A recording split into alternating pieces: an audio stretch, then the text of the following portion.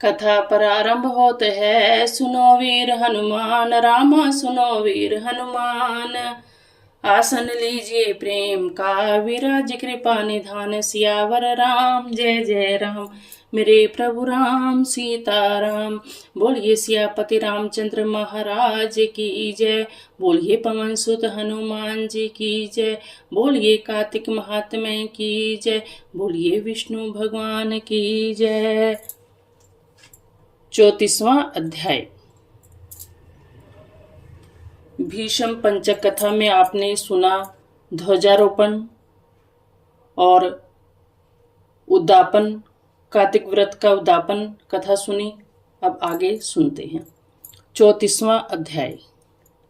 34वां अध्याय। सूत जी कहते हैं कि उद्यापन करने की शक्ति ना हो तो ब्राह्मणों को भोजन करावे, यदि ब्राह्मण ना हो गो का पूजन करे, और गो भी ना हो तो पीपल और वट वृक्ष का पूजन करे। तब ऋषि पूछने लगे कि महाराज, इन सब वृक्षों में पीपल और वट को ही श्रेष्ठ क्यों माना है? वृक्ष तो सब समान ही हैं। सूत जी बोले कि पीपल विष्णु का रूप है, वट शिव का रूप है और प्लाश ब्राह्मण स्वरूप है, प्लाश ब्रह्मा रूप है। इसलिए उनका दर्शन और स्पर्श सब पापों को नाश करने वाला है। शिवजी कहने लगे कि ब्रह्मा विष्णु शिव वृक्ष भाव को कैसे प्राप्त हुए? तब सूत जी कहने लगे कि एक समय श्री महादेव जी और पार्वती जी एकांत में विराजमान थे। उस समय देवताओं द्वारा भेजे गए अग्निदेव ने उनके एकांतवास में कुछ विधन किया, जिससे पार्वती जी ने क्रुद्ध होकर देवताओं को शाप दिया कि तुम वृक्ष हो जाओ। इसी शाप के वश विष्णु जी गया में पीपल, शिव में प्रयाग और अक्षयवट और ब्रह्मा जी पलाश हुए।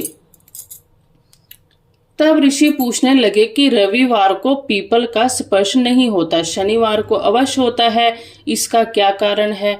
सूत जी कहने लगे कि समुद्र मंथन के समय जब 14 रत्न समुद्र में से उत्पन्न हुए तो उनमें से कौस्तुभ मणि ले लक्ष्मी जी ने भगवान विष्णु से कहा कि भगवान, मेरी एक बहन बड़ी दरिद्रा है, ज्येष्ठा के रहते हुए आप मेरे से कैसे विवाह करते हो? तब विष्णु ने लक्ष्मी के वचन सुनकर दरिद्रा को उद्दालक मुनि को दिया।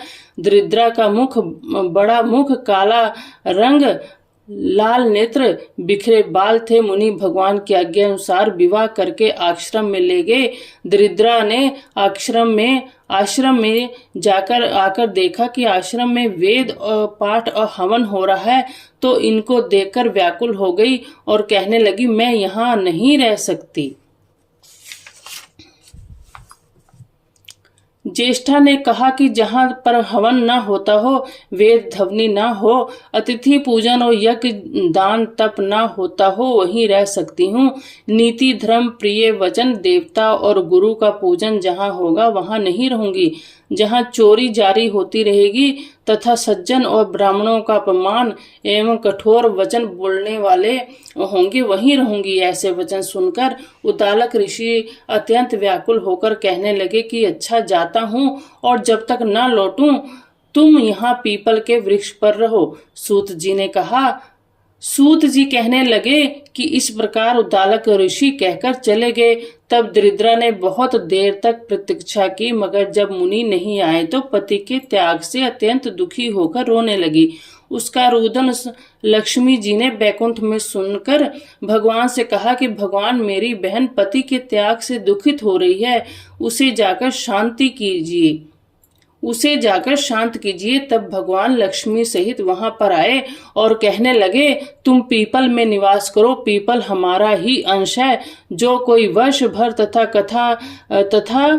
कार्तिक शुक्ल पूर्णमासी को पीपल ज्येष्ठा का पूजन करेगा, उसके यहाँ लक्ष्मी का वास होगा।